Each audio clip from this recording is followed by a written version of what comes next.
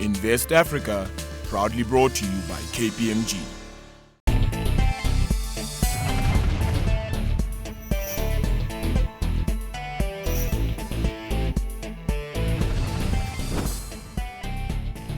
Hello and welcome to Invest Africa. I'm your host, Nozi Pombandra. Thank you for making the time to join us. Now, Africa feeds Europe. This is a strange headline indeed, and one that you're unlikely to see or even heard. But the reality is that 40% of the food leaving Africa ends up on European tables. Sounds counterproductive, right? After all, is Africa not portrayed as the continent of the starving in need of foreign aid to survive?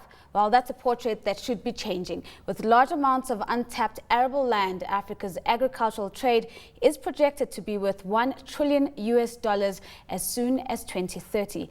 Joining me now to discuss what arguably could be called the greatest challenge of the 21st century from London is Dr. Didier Carton. He is the head of Traces and Director General for Health and Consumers at the European Commission. Didier, thank you for making the time to join us.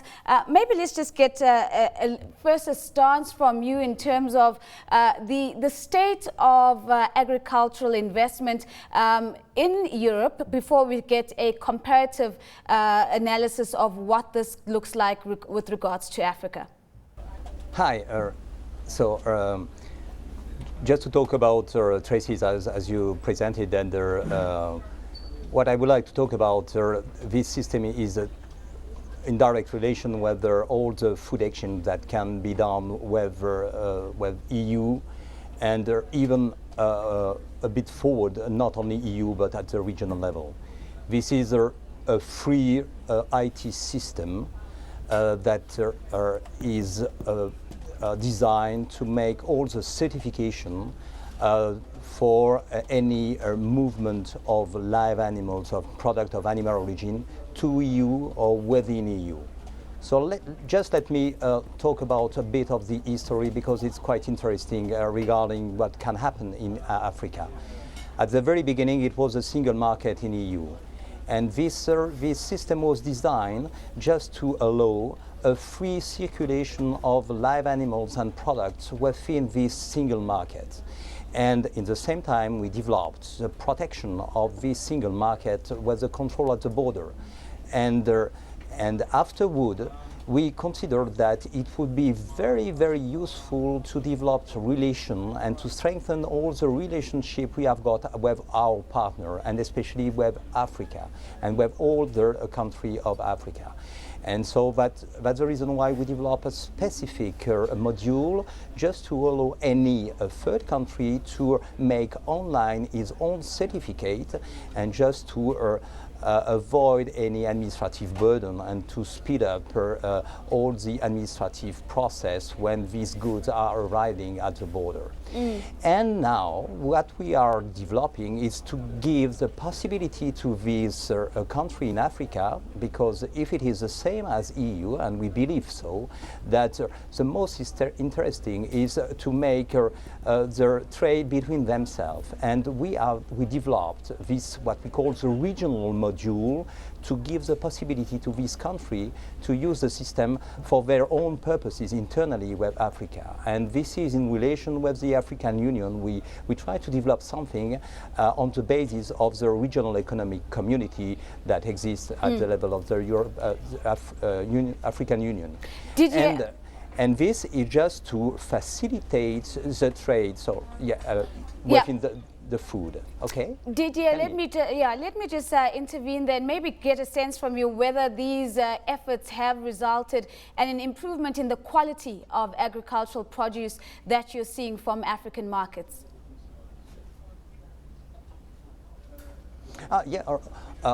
As soon as you give regarding the quality, of course, this tool participates to facilitate the trade.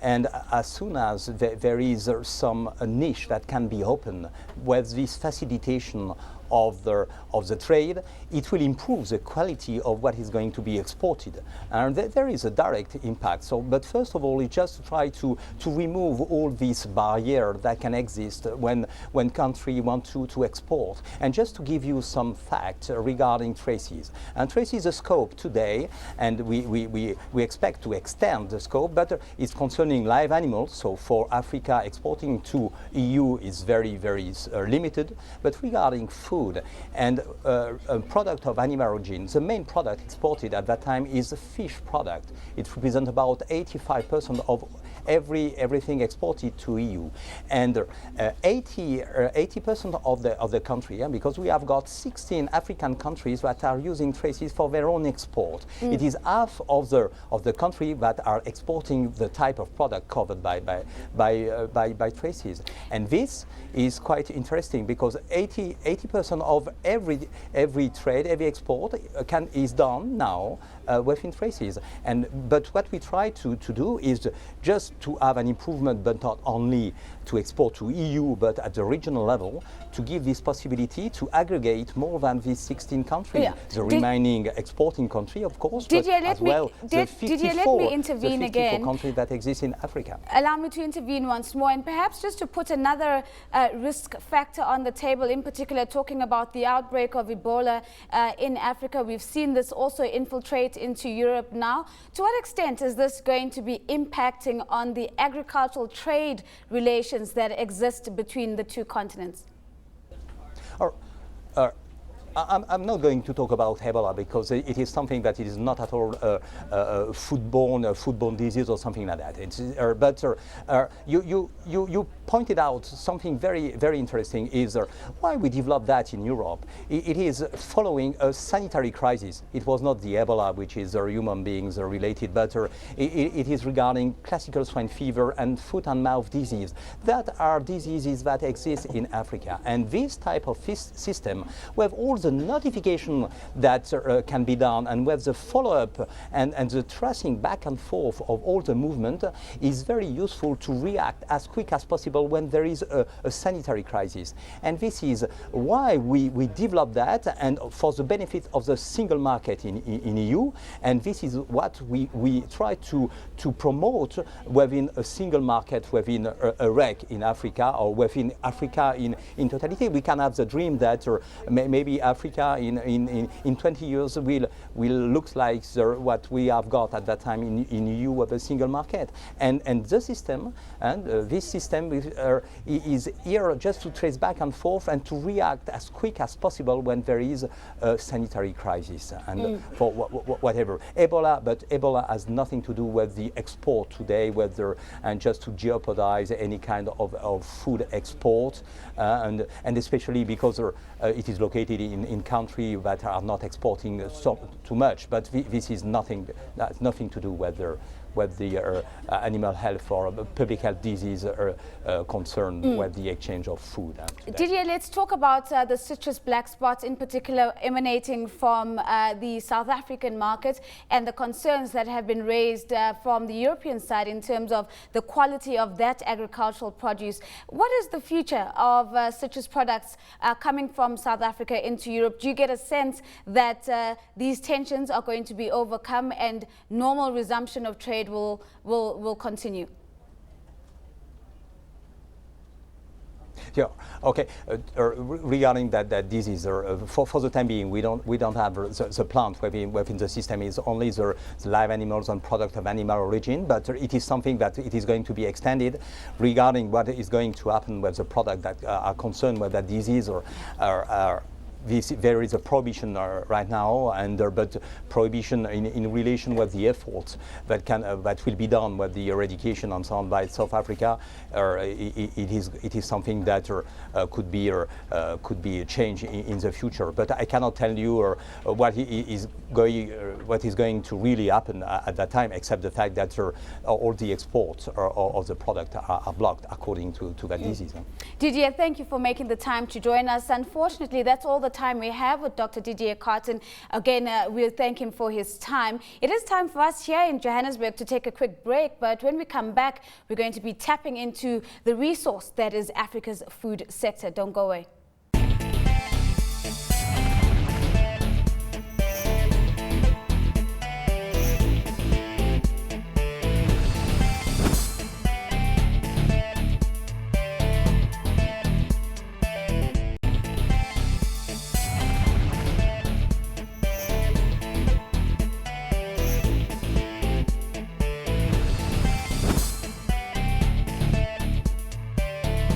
Welcome back to Invest Africa.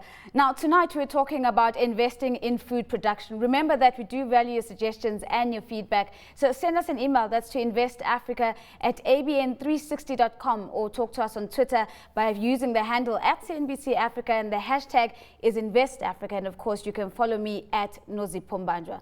Now, at the recent IMF and the World Bank annual meetings in Washington, I spoke to Nigeria's Minister of Agriculture and Rural Development, Akinwumi Adesina. Let's take a look at that conversation. Well, first and foremost, if you look at what Africa is spending on food, for me it doesn't make sense. We're spending $35 billion a year importing food, and we have a lot of water, we have cheap labor, we have great land all across the African economy. So what we should be doing is actually producing our own food and become a global powerhouse in food. And so you look also at the size of the food and agribusiness sector on the continent. That's going to be $1 trillion by 2030. And you look at the foreign direct investment that's going to go into this sector, it's going to rise to $45 billion by 2020. So you got to pay attention to this space. And that's what we decided to do in Nigeria, that we're going to turn agriculture into a big wealth creating sector. And what we did first and foremost is made a decision that agriculture is not a development activity. It is not a social sector. It is a business. It's a mega business. And we decided to do that. And the government will get out of the way. Government will do the basic things it should do: good policies, good institutions, infrastructure, and public goods. But let the private sector drive this, the engine of growth, and that's what we have done. We've been able to attract $5.6 billion of private sector investments into this space within 3 years. We've been able to reach our farmers with access to improved seeds and fertilizers at scale of 14 million farmers, within a period of 3 years, all via their mobile phones. And the number of seed companies have expanded from 5 to 80 in 3 years. And $5 billion of investment in fertilizer manufacturing. And the banks are making money. The farmers are making money. So really, the key is agriculture is a business. Right. And it's time that Africa wakes up to that and recognizes that smallholder farmers have to make a lot of money. And the best way to do it is to unlock the potential of agriculture that many of them depend on. Did this necessitate a change in the way we think about financing agriculture, and in particular on the part of the banks and the development finance institutions that had to step in and plug in where there were gaps? Well, first and foremost, the banks are not philanthropic organizations. They're not going to lend unless it is profitable to do so. What we've done was that we've shown it's actually viable and highly profitable for them to do so. I'll take the case of rice, for example, in Nigeria. When I had to convince Aliko Dangote, Africa's richest man, to invest in rice, I got to have my numbers right. We showed him very clearly that the internal rate of return to investing in rice is about 35 to 42%. And the payback period for it is only 2 years. And so, he didn't just become the richest man by being dumb. He looked at it very closely, and he said, I'm not going to invest $300 million, which is what he wanted to invest before. Today he's investing $1 billion into that. And so what I'm saying is that investment assessment, making that available to investors is very, very critical. And how do we replicate this success story into other African markets? Well, first is that I think, we are sharing quite a lot of experiences with many of the countries. If you take, for example, the case of the electronic wallet system, where we were able to end corruption in seed and fertilizer sector in Nigeria, a corruption of 40 years. It took us exactly 90 days to end that. And we now distribute, we reach our farmers with seeds and fertilizers, and today now we also do for mechanized services over their mobile phones, which we call electronic wallet. In 3 years, we've reached 14 million farmers. Just think about it. It's massive. And so now we're reaching out and helping other countries like Kenya, Tanzania, like Uganda, many other countries, Rwanda, and so on, that want to take the Nigerian model into their own countries. And in fact, the World Bank has actually agreed that they will help scale up the Nigerian's electronic wallet system into these other countries. And we're getting requests all the way from India to also China and Brazil about it. So I think, just think about it. Nigeria is now exporting transparency, and for me, that's pretty cool. Joining us from Lagos is Kola Masha. He is the CEO of Dorio Partners. Kola, thank you for making the time to join us. Now, one of the key things that the minister says there right at the top of that interview is that the agricultural sector in Nigeria has gone through a brand revolution, and it's no longer seen as a development activity. From your point of view, does this mirror what you're seeing on the ground, and is the investment flowing in that regard? Well, I think definitely what you've seen over the last 3 to 4 years is a recognition by the private sector that the agriculture sector is a place you can actually invest in and get a good return. If you look at from the flows into the agriculture sector from the commercial banking sector, I think back in 2011, about 1.5% of their loan book went into the sector. Today, I believe the most recent numbers are showing that we have 4 or 5% of the loan book of commercial banks going into the sector. Some banks like First City Monument Bank, FCMB, they've got up to 10% of their loan book going into the agriculture sector.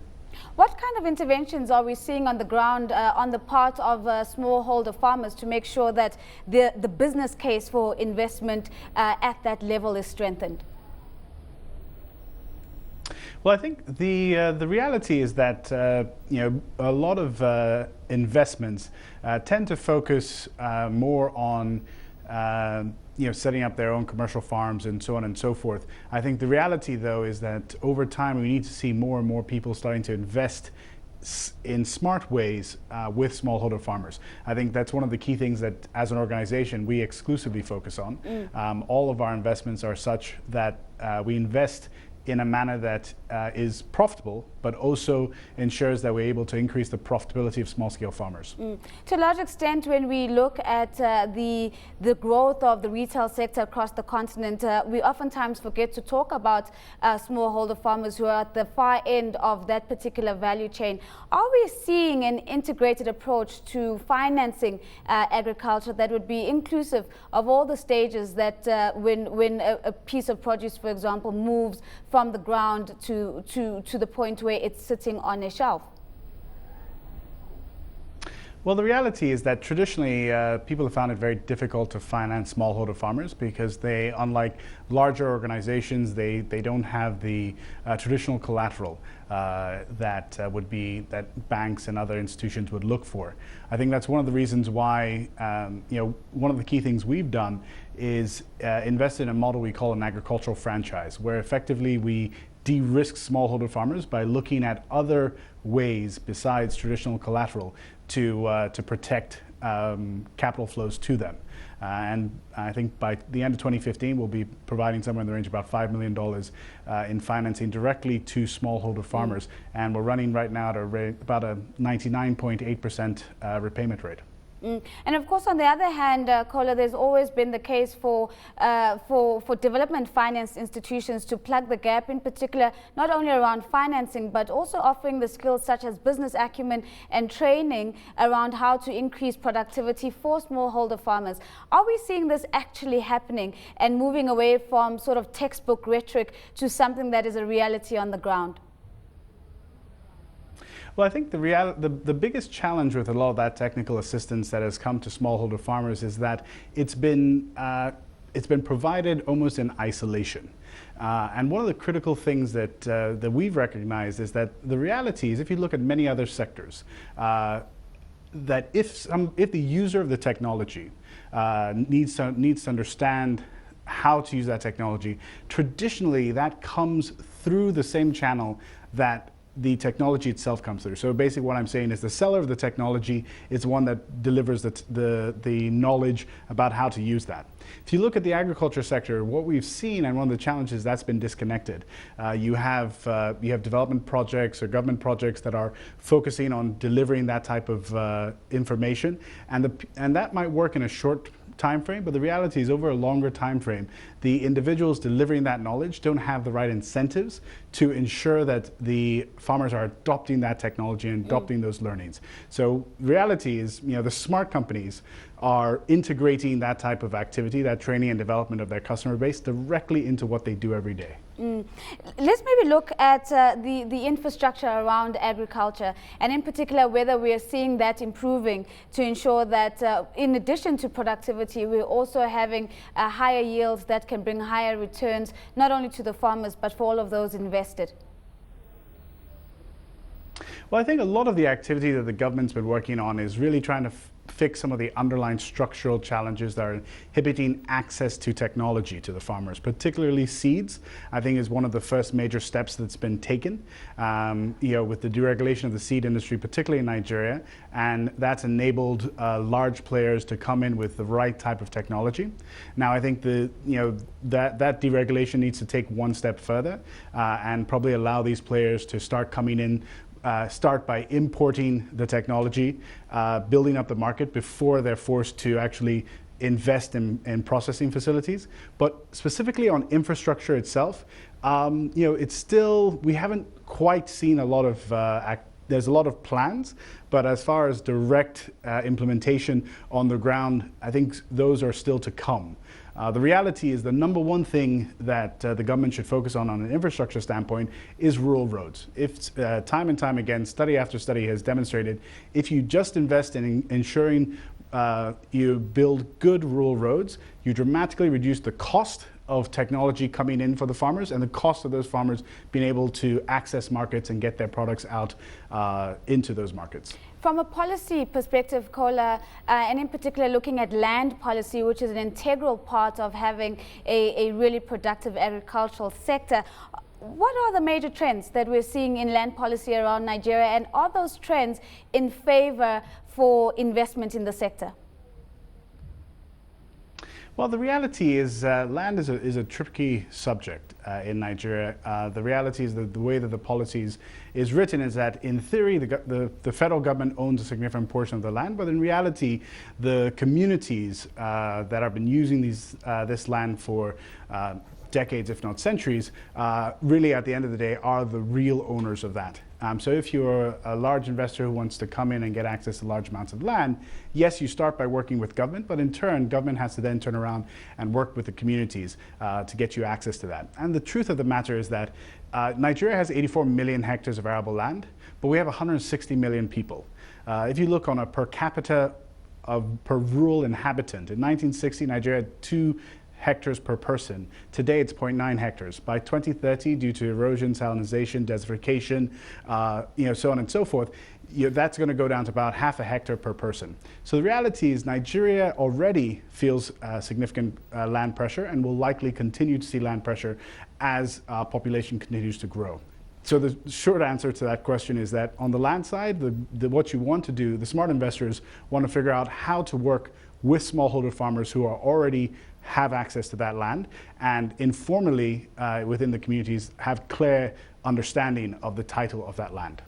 Absolutely. Maybe let's also talk about the opportunities for the integration of women into this particular economic activity. Do you get a sense that there are any concerted efforts from a policy perspective, once again, to ensure that women are recognized as workers of the land in agriculture and therefore benefit substantially from the growth that we're seeing in the sector?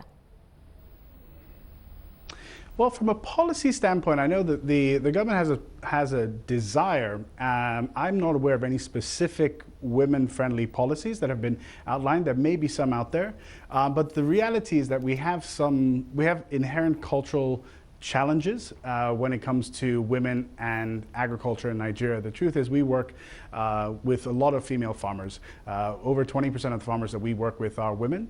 And what we find is that these women tend to have, first and foremost, the land that they have access to. They typically get that from their husbands.